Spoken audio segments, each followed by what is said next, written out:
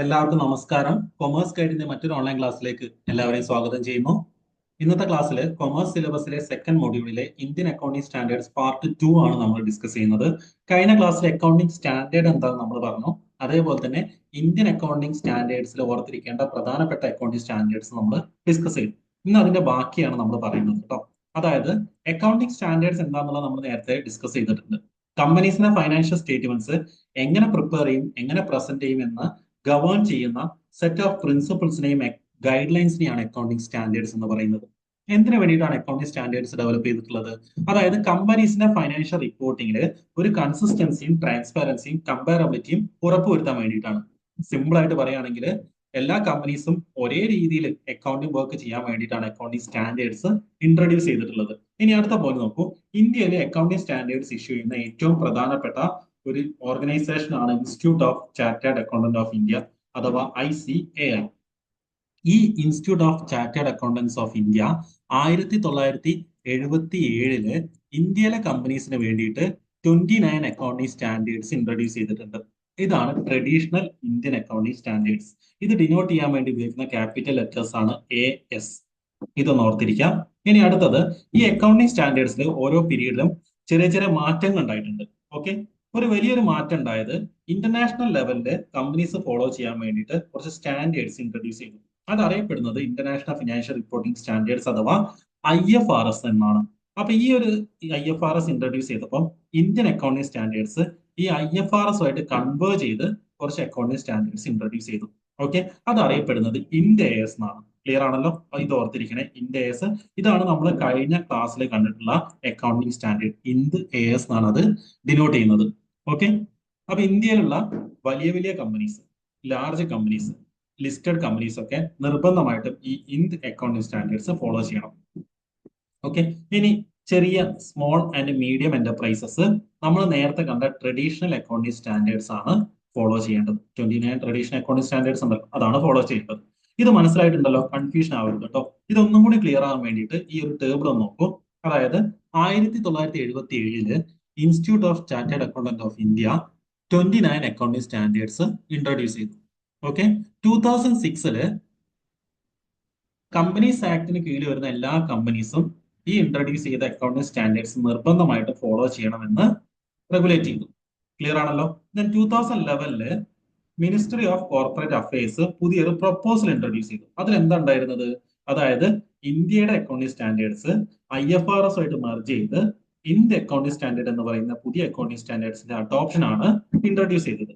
Okay, 2015 ഈ ministry of corporate affairs 39 India accounting standards IFRS ആയിട്ട് convert ചെയ്തത് introduce ചെയ്തു. ഓക്കെ, 2016 ഇന്ത്യയിലുള്ള എല്ലാ ലാർജ് കമ്പനീസും നിർബന്ധമായിട്ടും ഇന്ത്യ അക്കൗണ്ടിംഗ് സ്റ്റാൻഡേർഡ്സ് ഫോളോ ചെയ്യണം എന്നത് മാൻഡേറ്ററി ആക്കി. 2017 ലിസ്റ്റഡ് ആയിട്ടുള്ളതും ലാർജ് അൺലിസ്റ്റഡ് ആയിട്ടുള്ള ഫേംസും നിർബന്ധമായിട്ടും ഈ 39 ഇന്ത്യൻ അക്കൗണ്ടിംഗ് സ്റ്റാൻഡേർഡ്സ് ഫോളോ ചെയ്യണം എന്നുള്ളത് മാൻഡേറ്ററി ആക്കി. ഓക്കെ, 2018 മുതൽ 23 വരെയുള്ള പീരീഡിൽ ബാങ്ക്സും അതേപോലെ തന്നെ നോൺ ബാങ്കിങ് ഫിനാൻഷ്യൽ കോർപ്പറേഷനും ഗ്രാജുവലി ആയിട്ട് ഇത്തരത്തിലുള്ള ഇന്ത്യൻ അക്കൗണ്ടിംഗ് സ്റ്റാൻഡേർഡ്സ് അഡോപ്റ്റ് ചെയ്യുന്നത് സ്റ്റാർട്ട് ചെയ്തു. ക്ലിയർ ആണല്ലോ? ഓക്കെ, ഇനി അടുത്ത നോക്കൂ, accounting standards under Indian generally accepted accounting principle. അതായത് നമ്മൾ ഇപ്പൊ പറഞ്ഞല്ലോ, institute of chartered accountant of India 1977 29 accounting standards introduce ചെയ്തു എന്നുള്ളത്. ഇത് ഇന്ത്യയുടെ ജനറലി ആക്സെപ്റ്റഡ് അക്കൗണ്ടിംഗ് പ്രിൻസിപ്പിൾസിന്റെ ബേസിലാണ് ഇൻട്രൊഡ്യൂസ് ചെയ്തത്. ഓക്കെ, ഇവിടെ ഒന്നാമത്തെ പോയിന്റ് നോക്കൂ, older standards based on traditional Indian accounting standards. ഇതാണ് ഇപ്പൊ നമ്മൾ കണ്ട 29 അക്കൗണ്ടിംഗ് സ്റ്റാൻഡേർഡ്സ് കേട്ടോ. Still applicable to non IND-AS companies, that is small and medium enterprises and small entities. അതായത് ഇന്ത്യ അക്കൗണ്ടിംഗ് സ്റ്റാൻഡേർഡ്സ് ഫോളോ ചെയ്യാത്ത കമ്പനീസ് നിർബന്ധമായിട്ടും ഈ ട്രഡീഷണൽ ആയിട്ടുള്ള അക്കൗണ്ടിംഗ് സ്റ്റാൻഡേർഡ്സ് ഫോളോ ചെയ്യണം. ഓക്കെ, ഞാൻ ഒന്നും കൂടി ക്ലിയർ ആക്കി പറഞ്ഞുതരാം. അതായത് ഇന്ത്യയിലുള്ള ലിസ്റ്റഡും ലാർജ് ആയിട്ടുള്ള കമ്പനീസ് നിർബന്ധമായിട്ടും ഇന്ത്യൻ അക്കൗണ്ടിംഗ് സ്റ്റാൻഡേർഡ്സ് ഫോളോ ചെയ്യണം. ഇനി ഇതിൽ വരാത്ത സ്മോൾ ആൻഡ് മീഡിയം എന്റർപ്രൈസസ് നമ്മൾ ഇപ്പം പറഞ്ഞ 29 ട്രഡീഷണൽ അക്കൗണ്ടിംഗ് സ്റ്റാൻഡേർഡ്സ് ഫോളോ ചെയ്യണം. മനസ്സിലാവുന്നുണ്ടല്ലോ? ഇത് കൺഫ്യൂഷൻ ആയി പോരുത് കേട്ടോ. അതായത് ഇനിയിപ്പോ എക്സാമിന് IND-AS എന്ന് പറഞ്ഞിട്ട് ചോദിക്കുകയാണെങ്കിൽ അത് നമ്മൾ കഴിഞ്ഞ ദിവസം കണ്ടിട്ടുള്ള ഇന്ത്യൻ അക്കൗണ്ടിംഗ് സ്റ്റാൻഡേർഡ്സ് ആണ് കേട്ടോ. ഇപ്പൊ എക്സാം ചോദിക്കും ഇന്ത്യ AS 19 എന്തുമായിട്ട് റിലേറ്റ് ചെയ്യുന്നതാണ്. ഓക്കെ, അത് നമ്മൾ കഴിഞ്ഞ ക്ലാസ്സിൽ പറഞ്ഞിട്ടുണ്ട്. അപ്പൊ ഇവിടെ നമ്മൾ ട്രഡീഷണൽ അക്കൗണ്ടിംഗ് സ്റ്റാൻഡേർഡ്സ് ആണ് ഡിസ്കസ് ചെയ്യാൻ പോകുന്നത്. Okay, traditional accounting standards denote ചെയ്യാൻ വേണ്ടിയിട്ട് ക്യാപിറ്റൽ ലെറ്റർ AS ആണ് ഉപയോഗിക്കുക കേട്ടോ. ഓക്കെ, ഇപ്പൊ ഇവിടെ നമ്മൾ ഇമ്പോർട്ടന്റ് ആയിട്ടുള്ള അക്കൗണ്ടിംഗ് സ്റ്റാൻഡേർഡ്സ് മാത്രമാണ് പറയാൻ പോകുന്നത്. ബാക്കിയുള്ള നിങ്ങൾ നോക്കി വെക്കുക കേട്ടോ. നിർബന്ധമായിട്ട് പഠിച്ചിരിക്കേണ്ട കുറച്ചെണ്ണം മാത്രമാണ് ഞാൻ ഇവിടെ ലിസ്റ്റ് ചെയ്തിട്ട് പറയാൻ പോകുന്നത്. ഇപ്പൊ ഇവിടെ ആദ്യത്തെ കോളത്തിൽ അക്കൗണ്ടിംഗ് സ്റ്റാൻഡേർഡിന്റെ നമ്പർ ആണ് പറയുന്നത്, രണ്ടാമത്തത് അക്കൗണ്ടിംഗ് സ്റ്റാൻഡേർഡിന്റെ ടൈറ്റിൽ, മൂന്നാമത്തത് അതിന്റെ ഇന്നത്തെ സ്റ്റാറ്റസ് ആണ് പറയുന്നത്. അപ്പൊ പ്രധാനമായിട്ട് നിങ്ങൾ ഓർത്തിരിക്കേണ്ട ഒരു അക്കൗണ്ടിംഗ് സ്റ്റാൻഡേർഡ് ആണ് അക്കൗണ്ടിംഗ് സ്റ്റാൻഡേർഡ് 2. അതില് ഇൻവെന്ററി വാല്യൂ ചെയ്യുന്നതിനെ കുറിച്ചാണ് പറയുന്നത്, പഠിച്ചിരിക്കണേ. Then accounting standard 3 cash flow സ്റ്റേറ്റ്മെന്റ്സിനെ കുറിച്ചാണ് പറയുന്നത്, അത് ഓർത്തിരിക്കാം. Okay, then accounting standard 6 depreciation അക്കൗണ്ടിങ്ങിനെ കുറിച്ചാണ് പറയുന്നത്. ഒരു കമ്പനി എങ്ങനെയാണ് ഡിപ്രീസിയേഷൻ കണക്കാക്കേണ്ടത് എന്ന് പറയുന്നത് അക്കൗണ്ടിംഗ് സ്റ്റാൻഡേർഡ് 6ലാണ്. ഇത് കഴിഞ്ഞ തവണ എക്സാമിന് ചോദിച്ചതാണ് കേട്ടോ. അതിപ്പം വിഡ്രോ ചെയ്തിട്ടുണ്ട്, എന്നാലും ഒന്ന് ഓർത്തിരിക്കാം. അതേപോലെ തന്നെ അക്കൗണ്ടിംഗ് സ്റ്റാൻഡേർഡ് 7 കൺസ്ട്രക്ഷൻ കോൺട്രാക്ടിനെ കുറിച്ചാണ് പറയുന്നത്. ഇതും വിഡ്രോ ചെയ്തിട്ടുണ്ട്, ഒന്ന് ഓർത്തിരുന്നാൽ മതി. Okay, then accounting standard 9 revenue റെക്കഗ്നേഷനെ കുറിച്ചാണ് പറയുന്നത്. ക്ലിയർ ആണല്ലോ, ഇത് ഓർത്തിരിക്കണേ. ദെൻ ഇവിടെ പ്രധാനമായിട്ട് ഓർത്തിരിക്കേണ്ടത് അക്കൗണ്ടിംഗ് സ്റ്റാൻഡേർഡ് 15 എംപ്ലോയി ബെനഫിറ്റിനെ കുറിച്ചാണ് പറയുന്നത്, ഓർത്തിരിക്കണം. ദെൻ അക്കൗണ്ടിംഗ് സ്റ്റാൻഡേർഡ് 16 ബോറോയിങ് കോസ്റ്റിനെ കുറിച്ചാണ് പറയുന്നത്. ഇതും പഠിച്ചു വെക്കണേ. ബോറോയിങ് കോസ്റ്റിനെ കുറിച്ച് പറയുന്ന അക്കൗണ്ടിംഗ് സ്റ്റാൻഡേർഡ് ഏതാണെന്ന് വെച്ചാൽ അക്കൗണ്ടിംഗ് സ്റ്റാൻഡേർഡ് 16 ആണ്. ദെൻ അക്കൗണ്ടിംഗ് സ്റ്റാൻഡേർഡ് 19 ലീസിനെ കുറിച്ചാണ് പറയുന്നത്. Okay, then accounting standard 20 earnings per ഷെയറിനെ കുറിച്ചാണ് പറയുന്നത്. ഓക്കെ, അപ്പൊ ഈ ഒരു സെക്ഷനിൽ ഇപ്പം പറഞ്ഞ ഇമ്പോർട്ടന്റ് ആയിട്ടുള്ള അക്കൗണ്ടിംഗ് സ്റ്റാൻഡേർഡ്സ് പഠിച്ചിരിക്കാം. ഇനി അടുത്തതില് അക്കൗണ്ടിംഗ് സ്റ്റാൻഡേർഡ് 26 ഇൻടാഞ്ചിബിൾ അസറ്റിനെ കുറിച്ചാണ് പറയുന്നത്. ഇത് പഠിച്ചു വെക്കണേ. 26 ഇൻടാഞ്ചിബിൾ അസറ്റിനെ കുറിച്ചാണ് പറയുന്നത്. ദെൻ അക്കൗണ്ടിംഗ് സ്റ്റാൻഡേർഡ് 28 പറയുന്നത് ഇമ്പയർമെന്റ് ഓഫ് അസറ്റിനെ കുറിച്ചാണ്. ഓക്കെ, അപ്പൊ ഇതും ഈ ഭാഗത്തുനിന്ന് പഠിച്ചു വെക്കാം. ഇമ്പോർട്ടന്റ് ആയിട്ടുള്ള അക്കൗണ്ടിംഗ് സ്റ്റാൻഡേർഡ്സ് മാത്രം നിങ്ങൾ ഓർത്തിരിക്കുക. ഡീറ്റെയിൽ ആയിട്ടുള്ള കാര്യങ്ങൾ നിങ്ങൾ പഠിക്കേണ്ട. ഓരോ അക്കൗണ്ടിംഗ് സ്റ്റാൻഡേർഡ്സിനും എങ്ങനെയാണ് ഓരോ കാര്യങ്ങൾ ചെയ്യേണ്ടത് എന്ന റൂളാണ് പറയുന്നത്.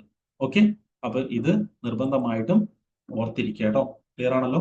ഇനി ഈ ഭാഗത്തു നിന്നുള്ള കുറച്ച് MCQ നമുക്കൊന്ന് അനലൈസ് ചെയ്ത് നോക്കാം. ഇവിടെ നോക്കൂ. In accounting standards apply mandatory to option A all Indian companies, option B only listed companies, option C listed and large unlisted company, option D only small and medium enterprise. ഇവിടെ answer ആയിട്ട് വരുന്നത് ഏതാണ്? അതായത് India AS applicable ആയിട്ടുള്ളത് listed ആയിട്ടുള്ള കമ്പനീസും large unlisted കമ്പനീസിനുമാണ്. മനസ്സിലാവുന്നുണ്ടല്ലോ. ദെൻ സ്മോൾ ആൻഡ് മീഡിയം എന്റർപ്രൈസസിന് അപ്ലിക്കബിൾ ആവുന്നത് ഏതാണ്?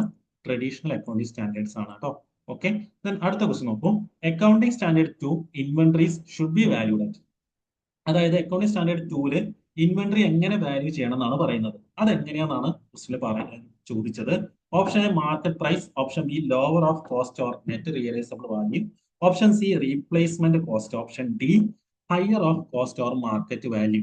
ഇവിടെ ആൻസർ വരുന്നത് ഓപ്ഷൻ ബി ആണ്. അതായത് ഒന്നെങ്കിൽ ആ ഇൻവെന്ററിയുടെ കോസ്റ്റ് അല്ലെങ്കിൽ നെറ്റ് റിയലൈസബിൾ വാല്യൂ, ഇതിൽ ഏറ്റവും ലോവർ ഏതാണോ അതായിരിക്കും ഇൻവെന്ററിയുടെ വാല്യൂ. ക്ലിയർ ആണല്ലോ. ഓപ്ഷൻ ബി ആണ് കറക്റ്റ് ആയിട്ടുള്ള ആൻസർ. അടുത്തത് accounting standard related to depreciation accounting is. ഇത് കഴിഞ്ഞ തവണ എക്സാമിന് ചോദിച്ചാണ് കേട്ടോ. അതായത് ഡിപ്രീസിയേഷൻ അക്കൗണ്ടിംഗ് റിലേറ്റഡ് ആയിട്ടുള്ള അക്കൗണ്ടിംഗ് സ്റ്റാൻഡേർഡ് ഏതാണ് നമ്മൾ ഇവിടെ പഠിച്ചിട്ടുണ്ട് അല്ലെ. അതിൽ ഓപ്ഷൻ എ അക്കൗണ്ടിംഗ് സ്റ്റാൻഡേർഡ് 2 ആണ്, option B accounting standard 4, option C accounting standard 9, option D accounting standard 6. Accounting standard 6ലാണ് ഡിപ്രീസിയേഷനെ കുറിച്ച് പറയുന്നത്. ഓക്കെ, ഇനി അടുത്ത നോക്കൂ. Accounting standards related to borrowing cost. Borrowing cost ആയിട്ട് റിലേറ്റ് ചെയ്യുന്ന accounting standard. Option A accounting standard 2, option B accounting standard 4, option C accounting standard 16, option D accounting standard 6. Answer വരുന്നത് അക്കൗണ്ടിംഗ് സ്റ്റാൻഡേർഡ് 16 ആണ്. 16 ആണ് correct ആയിട്ടുള്ള answer. മനസ്സിലാവുന്നുണ്ടല്ലോ അല്ലെ. ഇനി അടുത്ത question നോക്കൂ. Accounting standard related to lease is.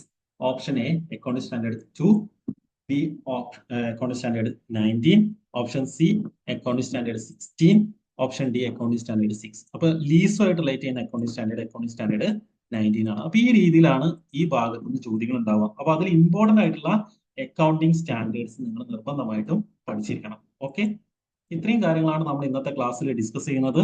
Class നിങ്ങൾക്ക് ഇഷ്ടമായിട്ടുണ്ടെങ്കിൽ നിങ്ങൾ ലൈക്ക് ചെയ്യുക. അതേപോലെ തന്നെ എക്സാം എഴുതുന്ന നിങ്ങളുടെ ഫ്രണ്ട്സിന് ക്ലാസ് ഷെയർ ചെയ്ത് കൊടുക്കുക. നമ്മൾ ഫ്രീ ക്ലാസ്സസ് ആണ് നിങ്ങൾക്ക് പ്രൊവൈഡ് ചെയ്യുന്നത്. അതുകൊണ്ട് ചാനൽ സബ്സ്ക്രൈബ് ചെയ്യാം. Okay, thank you.